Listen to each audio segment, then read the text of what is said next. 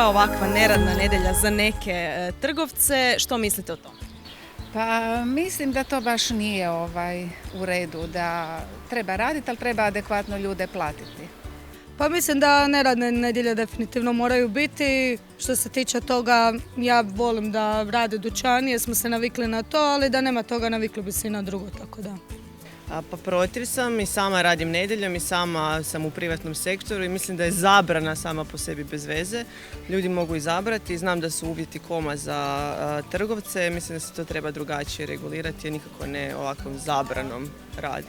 Ne radi se vanka, ni u Njemačkoj, Italiji, Austriji, pa zašto ne bi kod nas tako bilo, je tako?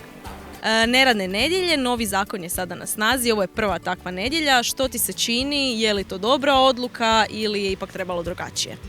Pa mislim da je ok kao ideja, ali nisam sigurna kako će to u praksi ispast, zato što ima uvijek jako puno iznimka. Jednostavno neki ljudi i zanimanja će morati raditi nedjeljom jer im je to u opisu posla, tako da nisam sigurna baš kako će to u praksi biti regulirano i koliko će to biti uspješno. Podržavam to. Zašto?